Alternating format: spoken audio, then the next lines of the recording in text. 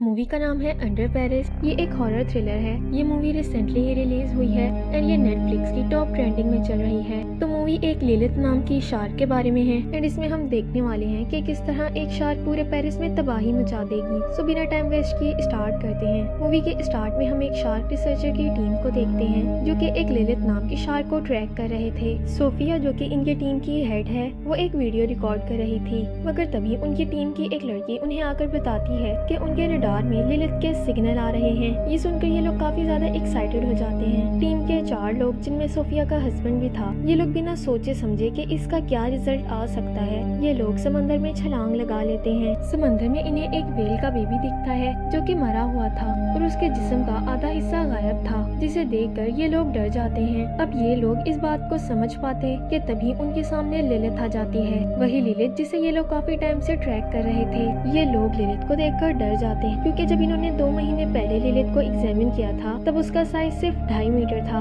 और अब Lilith 7 metre की हो चुकी थी, यानी कि 2 महीने में उसका साइज 3 गुना बढ़ चुका था और ये सच में काफी डरा देने वाली बात थी। अब सोफिया का हस्बैंड क्रिस इतना ज्यादा एक्साइटेड था कि वो ये बात सोचता ही नहीं है कि ये शार्क कितनी ज्यादा खतरनाक हो सकती है। वो बिना सोचे समझे लिलिथ का सैंपल लेने के लिए उसे स्टैंप कर देता है। तो अब होना क्या था, वही हुआ जिसका डर था। लिलिथ को बहुत ही ज्यादा गुस्सा आ गया था और वो बहुत ही तेज स्पीड में वहाँ से गायब हो जाती है। वो इतनी तेज स्पीड में यहाँ से गायब हुई कि इन्हें कुछ समझ ही नहीं आया। पानी में इतनी तेज हलचल हुई कि इन्हें कुछ दिखाई ही नहीं दे रहा था और अब लिलिथ एक बार फिर से काफी तेजी से इनकी तरफ बढ़ती है। वो इनके टुकड़े टुकड़े कर देती है और वो इन्हें बड़ी बेरहमी से मार देती है और ये सीन वाकई दिल दहला देने वाला था। सोफिया जो कि शिप में ही इन पर नजर रखे हुए थी, वो ये सब देखकर डर जाती है। उसे बिल्कुल भी समझ नहीं आ रही थी कि ये सब क्या हुआ है और वो बिना सोचे समझे समंदर में छलांग लगा लेती है। मगर जब सोफिया पानी में जाती है तो वहाँ इर्द गिर्द जिस्म के कटे हुए टुकड़े पड़े हुए थे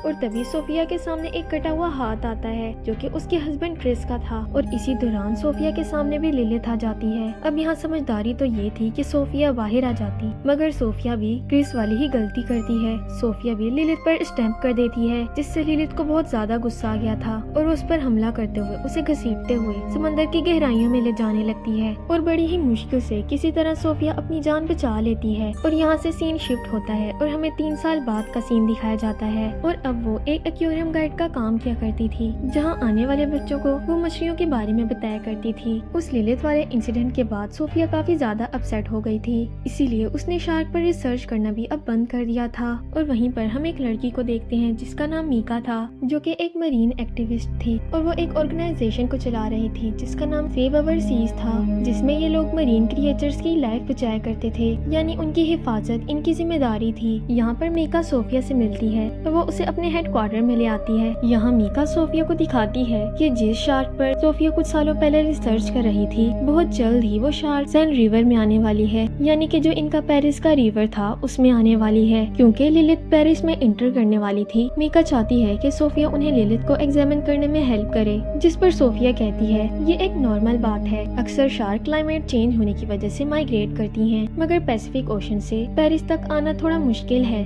क्योंकि लिलिथ या फिर कोई भी शार्क पेरिस के फ्रेश वाटर में सरवाइव नहीं कर सकती। अब क्योंकि पास्ट में हुए इंसिडेंट को सोफिया अब तक भुला नहीं पाई थी, इसलिए वो शार्क को एग्जामिन करने या कुछ और करने से साफ साफ मना कर देती है। इसके बाद हमें 2 लड़के दिखाए जाते हैं जो कि सेन रिवर में कुछ ढूंढ रहे थे, जिन्हें सेन रिवर से मिसाइल के कुछ शेल मिलते हैं। इसके बाद वहाँ पर पुलिस आती है और वो इन शेल्स को कलेक्ट कर लेती है। पुलिस ऑफिसर मीडिया को बताता है कि इसमें परेशान होने वाली कोई बात नहीं है। अक्सर सेन रिवर से वर्ल्ड वॉर 2 के मिसाइल्स के छोटे छोटे शेल मिलते रहते हैं। रात में सोफिया अपनी मेमोरीज देख रही थी जब वो लोग लिलिथ को ट्रैक कर रहे थे, जिसमें ये लोग काफी एंजॉय कर रहे थे। ये देखकर सोफिया काफी इमोशनल हो जाती है और साथ ही काफी अपसेट भी हो जाती है और तभी सोफिया को डिवाइस में लिलिथ के सिग्नल नजर आने लगते हैं। ये देखकर सोफिया शॉक हो जाती है। वो कहती है ये इम्पॉसिबल है, ये कैसे हो सकता है, क्योंकि लिलिथ पेरिस में इंटर हो चुकी थी और अब वो सेन रिवर की तरफ बढ़ रही थी। दूसरी तरफ हमें मीका को दिखाया जाता है जो कि अपनी दोस्त के साथ सेन रिवर में आ चुकी थी। यहाँ पर ये एक कार एक्सीडेंट को एग्जामिन करने आई थी, मगर असल में ये लिलिथ को एग्जामिन करने आई थी। क्या लिलिथ सेन रिवर में आ चुकी है और फिर मीका रिवर में कूद जाती है। जहाँ वो एक्सीडेंट हुई हुई कार को आके देखती है, जहाँ मीका कार पर शार्क के बड़े बड़े दांतों के निशान देखती है। और अब उसे कंफर्म हो चुका था कि लिलिथ सन रिवर में आ चुकी है। और तभी वहाँ पुलिस आ जाती है, क्योंकि इस तरह सन रिवर में डाइव करना इलीगल था। पुलिस को देखकर मीका की दोस्त तो वहाँ से भाग जाती है, मगर पुलिस मीका को पकड़ लेती है। इसके बाद सोफिया भी रात में लिलिथ को ट्रैक कर रही थी, तो उसे भी अब कंफर्म हो गया था कि लिलिथ सन रिवर में आ चुकी है। Next day police officer Mika की इन्वेस्टिगेशन करता है कि वो कार को एग्जामिन क्यों कर रही थी। पर मीका कहती है कि वो कार को नहीं बल्कि शार्क को एग्जामिन कर रही थी। ऑफिसर मीका की बातों पर बिल्कुल यकीन नहीं करता, क्योंकि ये ना मानने वाली बात थी। तभी पुलिस को रिवर से एक बॉडी मिलती है। बॉडी की हालत बहुत ज्यादा खराब थी, जिसे देखकर सब लोग काफी डर जाते हैं, क्योंकि बॉडी का आधा हिस्सा गायब था। ऐसा लग रहा था जैसे किसी जानवर ने बड़ी बेरहमी से उसे खा लिया हो। यहाँ पर सोफिया पुलिस को बता देती है सन रिवर में लिलिथ आ चुकी है, और अगर उन्हें लोगों को बचाना है तो उन्हें लिलिथ को रोकना होगा। मगर मीका को ये बात समझ नहीं आती।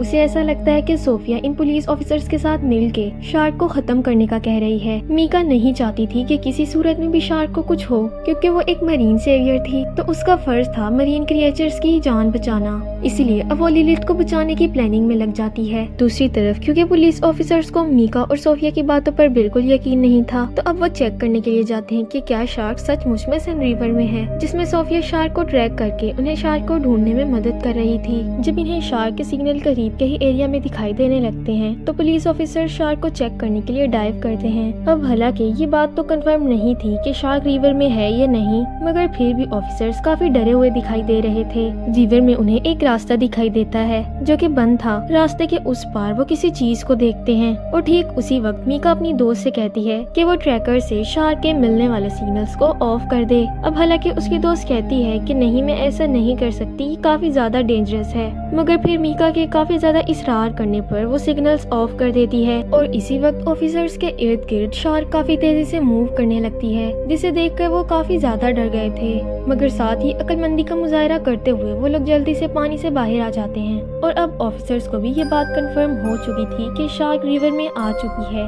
पुलिस कमांडर एडल इस बात का सोफिया को जिम्मेदार ठहराता है कि सोफिया ने ये सब जानबूझकर किया, यानी जब उसके फ्रेंड्स रिवर में थे तो सोफिया ने जानबूझकर सिग्नल बंद किए। जाहिर सी बात है, इससे उसके दोस्तों की जान भी जा सकती थी। मगर सोफिया कहती है कि नहीं, मैं क्यों ऐसा करूंगी, मैं तो खुद तुम्हें शार्क को ढूंढने में मदद कर रही थी। और इस बारे में इनकी यहाँ पर थोड़ी बहुत बहस हो जाती है, जिससे सोफिया यहाँ से गुस्से से चली जाती है। रास्ते में सोफिया मीका को देखती है और वो ये जान जाती है कि ये सब किया धरा मीका का है। इसके बाद मीका एक वीडियो अपलोड करती है जिसमें वो कहती है हर साल 100 मिलियन शार्क्स मारी जाती हैं। शार्क को कुदरत ने बनाया है और शार्क को भी जीने का पूरा हक है। हमें शार्क को मरने से बचाना चाहिए। ये हमारा महज एक वहम है कि शार्क बहुत खतरनाक होती हैं, जबकि शार्क इंसानों को कुछ नहीं कहती। और ये देखने के लिए आपको आज रात पेरिस के कैटाकॉम्ब में आना पड़ेगा, क्योंकि इस वक्त शार्क पेरिस के कैटाकॉम्ब में थी। दरअसल कैटाकॉम्ब पेरिस के अंदर एक अंडरग्राउंड टनल था। ये टनल बहुत बड़ा था और पूरे पेरिस में फैला हुआ था, और ये टनल तब बनाया गया जब पेरिस सिटी को बनाया जा रहा था। यहाँ ऑफिसर भी ये बात जाकर मेयर को बता देते हैं कि किस तरह शार्क पेरिस के रिवर में दंदनाती फिर रही है, जिस पर मेयर उन्हें कहती है कि हमें किसी भी तरह इस शार्क को रोकना होगा, क्योंकि कुछ दिनों बाद पेरिस के सेन रिवर में एक स्विमिंग कंपटीशन होने वाला है, जिसे ये लोग किसी भी सूरत में कैंसिल नहीं कर सकते।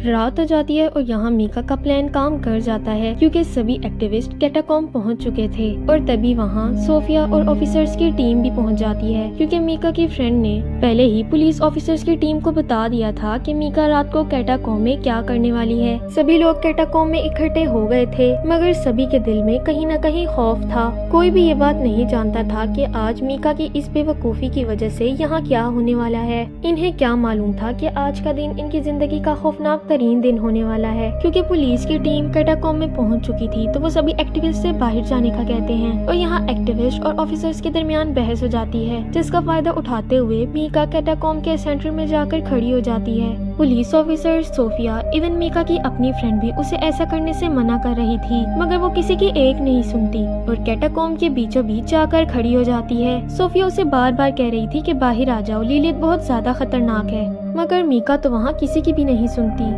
उसके सर पे तो जैसे शार्क को बचाने का भूत सवार था। और तभी वहाँ एक बेबी शार्क आती है जो साइज में इतनी ज्यादा बड़ी नहीं थी, अभी छोटी ही थी। यहाँ पर मीका बेबी शार्क को टच करती है, मगर खुशकिस्मती से बेबी शार्क उसे कुछ नहीं कहती। सोफिया फिर भी मीका से कहती है कि ये लिलिथ का बेबी है, प्लीज तुम बाहर आ जाओ, लिलिथ कभी भी यहाँ आ सकती है। इवन कमांडर एडल भी पानी में जाते हैं मीका को बाहर लाने के लिए, मगर मीका बाहर नहीं आती। और इसी दौरान काफी तेजी के साथ वहाँ लिलिथ आती है जो कि एक ही झटके में मीका को खा लेती है। और यहाँ जो शार्क को बचाने की बात कर रही थी वो खुद ही बच नहीं पाती और सबसे पहले ही शार्क के हाथों मारी जाती है। सभी लोग ये खौफनाक मंजर देखकर काफी डर गए थे और यहाँ पैनिक फैल जाता है, अफरा तफरी फैल जाती है। सभी लोग हड़बड़ी में इधर उधर भागने लगते हैं। अक्लमंदी तो ये थी कि ये सब लोग खामोशी के साथ एक जगह पर खड़े हो जाते, मगर इनकी इस बेवकूफ़ी की वजह से, इस अफरा तफरी की वजह से लोग पानी में गिरने लगते हैं। जिससे होना क्या था, शार्क यहाँ पर तबाही मचा देती है। वो एक एक करके लोगों को बड़ी बेरहमी से मारती जा रही थी, लोगों के टुकड़े टुकड़े करती जा रही थी।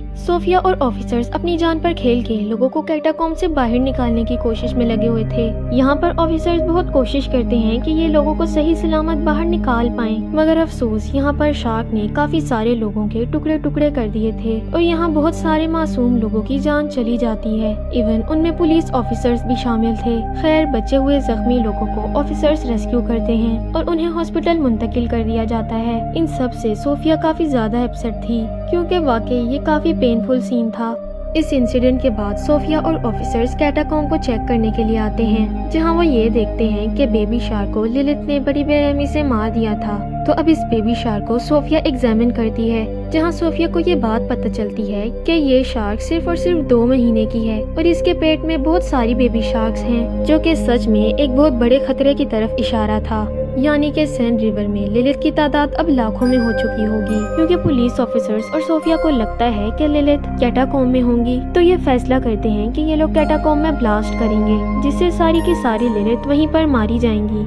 और बदकिस्मती से आज ही पेरिस में स्विमिंग का कंपटीशन था, तो पूरा का पूरा पेरिस इस इवेंट में पहुंच चुका था। ये इवेंट पेरिस में हर साल हुआ करता था। हालांकि मेयर ये बात जानती थी कि रिवर में शार्क के आने का कितना बड़ा खतरा है, मगर फिर भी वो खुद के फायदे के लिए इवेंट कैंसिल नहीं करती। लिलिथ के आने का खतरा था, इसीलिए पुलिस ऑफिसर्स की बहुत बड़ी आर्मी को तैनात कर दिया गया था, जो कि रिवर की निगरानी कर रहे थे। रिवर के दूसरी तरफ एक बहुत बड़ा जाल लगा दिया जाता है कि अगर कोई शार्क आए तो वो उसमें फंस जाए, वो आगे आ ही ना सके। मतलब अपनी तरफ से इन्होंने प्रोटेक्शन का पूरा इंतजाम कर लिया था। मगर लिलिथ तो इनकी सोच से भी ज्यादा खतरनाक और होशियार थी। तो अब देखते हैं कि इनका ये इंतजाम लिलिथ को रोक पाता है या नहीं। खैर, यहाँ सोफिया और दूसरे ऑफिसर्स भी कैटाकॉम्ब में ब्लास्ट करने के लिए पहुँच गए थे। सभी ऑफिसर्स अपनी अपनी पोजीशन संभाल लेते हैं। सोफिया और कमांडर एडल साथ थे। जब सोफिया फ्लैशलाइट ऊपर की तरफ करती है तो वो ये मंजर देखकर काफी ज्यादा डर गई थी, क्योंकि ऊपर तो लाखों की तादाद में लिलिथ के बेबी थे तो ये बेबी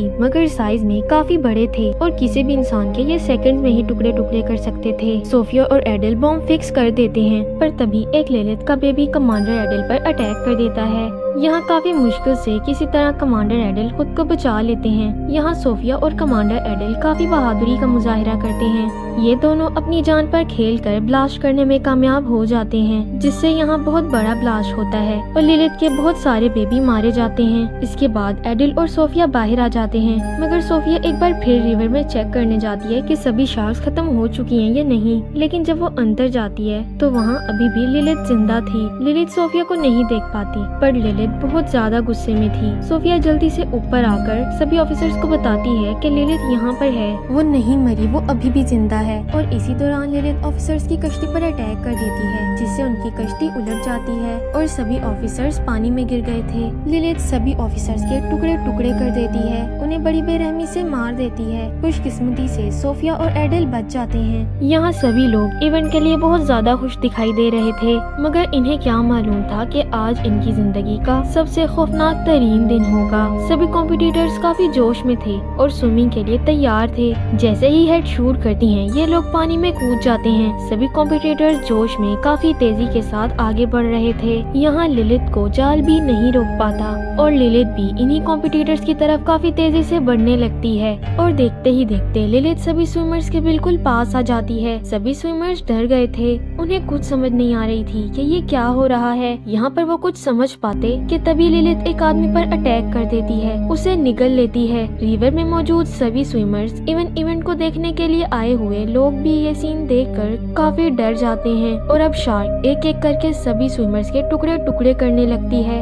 और अब हजारों की तादाद में और भी कई सारी शार्क आ गई थी जो कि उस ब्लास्ट से भी नहीं मरी थी। हर तरफ अफरा तफरी फैल जाती है और शार्क्स रिवर में तबाही मचा देती हैं। पूरा रिवर लोगों के खून की वजह से लाल हो चुका था, पर यहाँ सिक्योरिटी एक बहुत बड़ी गलती कर देती है। वो लिलित पर स्नाइपर से अटैक कर देते हैं जिससे लिलित को तो कुछ भी नहीं होता, मगर रिवर में मौजूद वर्ल्ड वॉर 2 के मिसाइल जो कि डिफ्यूज नहीं हुए थे बल्कि अभी भी एक्टिव थे, स्नाइपर की गोलियां जाकर उन मिसाइल्स पर लगती हैं जिससे वहां पर बहुत बड़ा ब्लास्ट होता है और मेयर समेत सभी लोग जो इवेंट को देखने के लिए आए हुए थे मारे जाते हैं। साथ ही सभी मिसाइल्स एक दूसरे के साथ टकराने लगते हैं जिससे वहाँ सभी मिसाइल ब्लास्ट हो जाते हैं और पेरिस में सुनामी आ जाती है और पूरा का पूरा पेरिस तबाह हो जाता है। और यहाँ हम देखते हैं कि सिर्फ और सिर्फ सोफिया और एडेल ही जिंदा बचे थे जो कि एक टेम्पल पर बैठे हुए थे। इसके अलावा सभी लोग इस इंसिडेंट की वजह से मर चुके थे। पूरा पेरिस पानी में डूब चुका था और अभी भी सोफिया और एडेल के इर्द गिर्द बहुत सारी शार्क्स घूम रही थी। मूवी में दिखाया गया कि किस तरह पहले मीका, मेयर और बाकी लोगों की एक छोटी सी गलती की वजह से सभी मासूम लोगों की जान चली गई, पूरा पेरिस डिस्ट्रॉय हो गया और अब ये शार्क्स न जाने और कौन कौन से शहरों और ऐसे ही पूरी दुनिया को तबाह कर देंगी। और इसी सस्पेंस के साथ यहाँ पर ये मूवी की एंडिंग हो जाती है। मुझे तो ये मूवी काफी ज्यादा इंटरेस्टेड लगी। आप लोगों को ये मूवी कैसी लगी कमेंट्स में जरूर बताइएगा। वीडियो अच्छी लगी हो तो लाइक कर दें, साथ ही चैनल को भी सब्सक्राइब कर दें। तो मिलते हैं नेक्स्ट वीडियो में, तब तक के लिए अल्लाह हाफिज।